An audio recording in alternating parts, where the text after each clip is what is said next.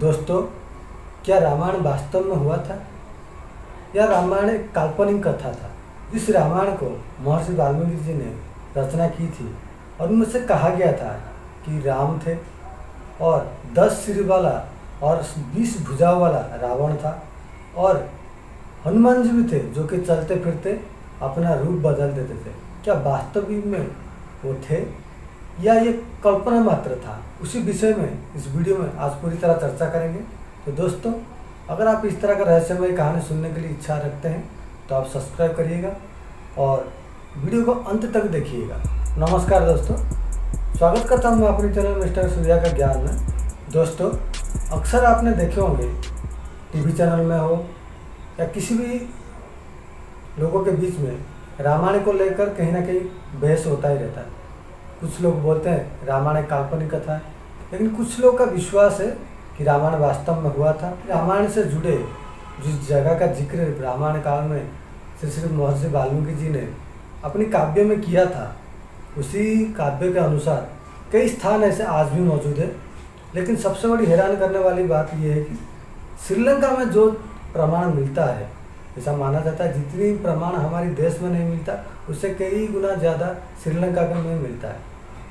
क्या क्या प्रमाण मिला है और वैज्ञानिक सिद्धांत पर आज हम बात करेंगे। श्रीलंका जितनी रामायण को लेकर हमारे देश में जितनी आस्था है और विश्वास है, उतनी विश्वास श्रीलंका में ही है। क्योंकि श्रीलंका की गवर्नमेंट ने जब एक रिसर्च टीम बनाई थी और रिसर्च टीम ने तकरीबन 9 साल अपनी कठिन परिश्रम के बाद पिछले 4 सालों में ऐसे जगह ढूंढ निकाला जो कि रामायण काल से जुड़ा है। तो सबसे पहला आता है रामायण काल से जुड़ा हवाई अड्डा। दोस्तों, आपने पुष्पक विमान का नाम सुना होगा। ये तो जाहिर सी बात है कि रावण के पास पुष्पक विमान था जो जहाँ चाहे वहाँ पे वो चला जाता था। जैसे कि आजकल विमान में जाते, उस वक्त उसके पास पुष्पक विमान था। अगर पुष्पक विमान था तो हवाई अड्डा होना तय है। तो वहाँ के रिसर्च टीम ने 4 हवाई अड्डा ढूंढ निकाला, जो कि कई रिसर्च करने के बाद उनमें से के हो गए अशोक कैंट नाम के एक रिसर्च टीम के एक मेंबर है। उनकी कहने के अनुसार कि जब रिसर्च की गई, रिसर्च करने में 4 हवाई अड्डा का पता चला। उनमें से हो गया किसानगोड़ा, गुरुलोपथा, तोतुपोलागंधा और बरियापोला। 4 हवाई अड्डे को लेकर जब रिसर्च की तो रिसर्च करने के बाद ये मालूम पड़ा ये वाकई की सदियों पुरानी हवाई अड्डा था और उनमें से ये रामायण काल से जुड़ा हुआ है, जिसको लेकर रावण ने अपने पुष्पक विमान के जरिए यहीं पे उतरता होगा।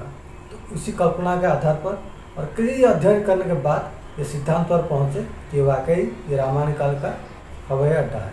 दूसरा आता है रावण का महल। दोस्तों, पिछले 4 साल पहले जब उन्होंने रिसर्च करी, उनको एक बहुत बड़ा महल मिला। महल से ऐसा 4 सुरंग मिला जो कि अलग अलग शहरों में जुड़ा हुआ है।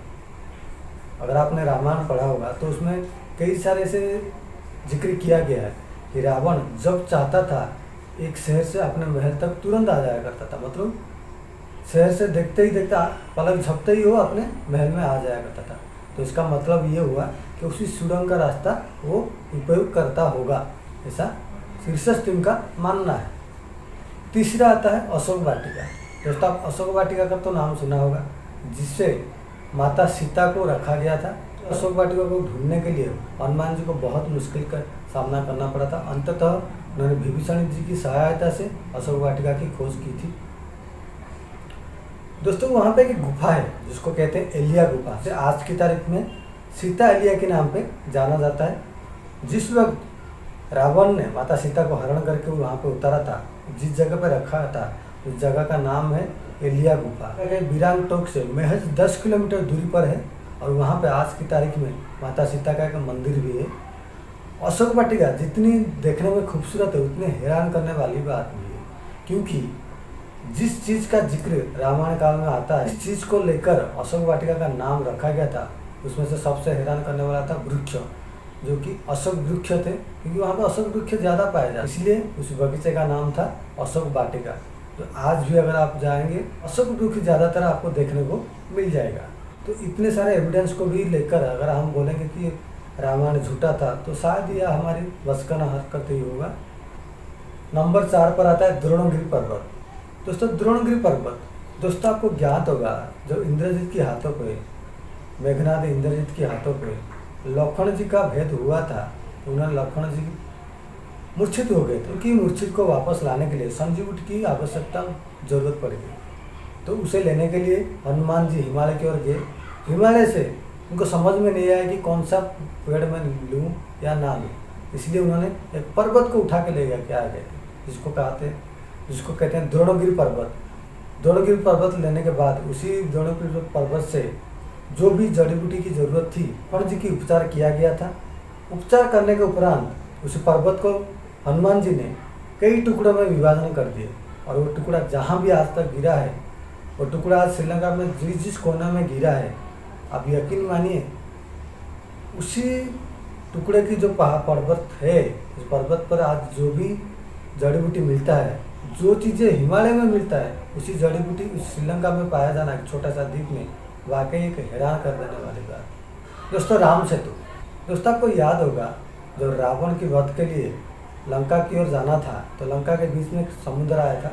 तो समुद्र को पार करने के लिए भगवान श्री राम ने वानर की सहायता से एक सेतु बनवाया था, तो पत्थर का सेतु बनवाया था, जो सेतु आज भी मौजूद है। और ये तब पता चला जब नासा के सैटेलाइट के जरिए इस तस्वीर को खींचा गया, उस तस्वीर मिला तो उसमें स्पष्ट दिख रहा है कि पत्थर की एक लाइन है जो कि इंडिया के तमिलनाडु के धनुषकोडी से श्रीलंका के मन्नार द्वीप तक है, जो कि 30 किलोमीटर लंबा है। कई साल अध्ययन, कई साल रिसर्च करने के बाद ये पता चला कि वाकई एक मानव निर्मित सेतु है जो कि पत्थर से बना हुआ है। सबसे बड़ी बात तो ये थी, ये सेतु 1500 शताब्दी से पहले चलने की लायक थी। जी हाँ दोस्तों, ये जो सेतु है राम सेतु, ये 1500 शताब्दी से पहले चलने की लायक थी, लेकिन समय के काल के चक्र में ये सेतु कमज़ोर होता गया।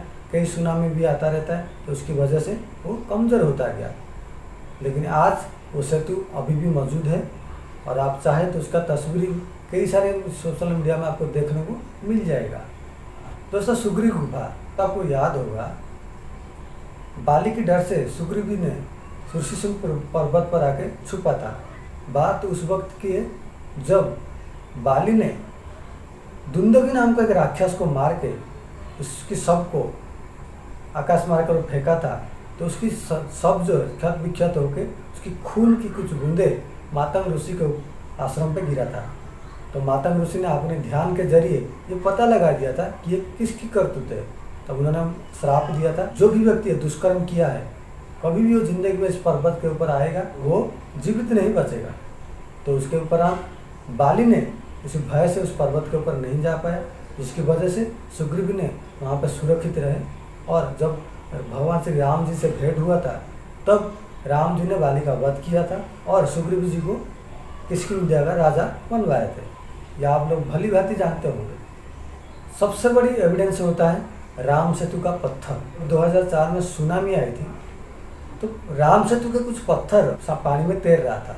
जब रिसर्च टीम ने वहाँ पे पहुँचे और पत्थर को उठा के पानी में फेंके तो वो तैर रहा था, लेकिन दूसरे पत्थर को जब फेंकते थे तो पानी में डूब जाता था। जब उसकी अध्ययन की गई तो पता चला कि अगर विज्ञान की भाषा में की जाए तो उस पत्थर का नाम यमा स्टोन, जो कि जब हमारी धरती में लाभा उठता है, लाभा से उठने वाले आग को पत्थर कई सारे आग की मात्रा भी फैलता है, तो वो चीज़ जब ठंडी हवा में पानी में के स्पर्श में आता है तो उसमें कई कई पत्थर का आकार बन जाते हैं, जिसमें छेद हो जाता है। और उसी पत्थर को जब आप पानी में डालोगे तो वो तैरने लगता है। सबसे बड़ी बात यह है कि आखिर ये विज्ञान रामायण काल से कौन जानता था? कोई तो होगा जिसकी बदौलत ये पोल बन पाया था। अगर इस पत्थर की विज्ञानता की बात करें, कोई तो इस विज्ञान के बारे में जानता होगा रामायण काल में, जिसके जरिए ये सेतु बनवाया था। इतनी बड़ी एविडेंस तो हम लोग ठुकरा नहीं सकते हैं ना। 8वां आता है जलती हुई लंका। आपको भली भांति याद होगा हनुमान जी ने जब सीता माता को ढूंढने पहली बार गए थे, तो वहाँ पे रावण के दूत ने उनको बंदी बना दिए थे। रावण के आदेश के अनुसार उनकी पूंछ में आग लगा दी थी, जिसके फलस्वरूप हनुमान जी ने पूरी लंका को तहस नहस कर दिया था, पूरी लंका को जला के तहस नहस कर दिया था, जिसके फलस्वरूप आज भी लंका के मिट्टी जिस जगह पर लंका जला हुआ था, वहाँ की मिट्टी आज भी आपको काली दिखाई देती है। तो दोस्तों इतने सारे एविडेंस हम लोग ठुकरा नहीं सकते। तो दोस्तों रामायण काल से जुड़ी इतने सारे कहानी आज हमारे भारतवर्ष में, श्रीलंका में मौजूद है और दुनिया में कहीं ना कहीं किसी न किसी कोने में थोड़ा बहुत जानकारी मिलता है। हमारे भारत तो कई सारे ऐसे स्थान हैं जो कि रामायण काल से जुड़ा हुआ है और ये छोटी सी वीडियो में वर्णना करना इतना आसान नहीं है। तो दोस्तों ये वीडियो आप लोग को कैसा लगा आप कमेंट सेक्शन में ज़रूर लिखिएगा। अगर आप इस तरह का वीडियो देखना चाहते हैं और पसंद करते हैं तो जाते जाते सब्सक्राइब जरूर करिएगा। तब तक के लिए जय हिंद, नमस्कार, जय सिया राम।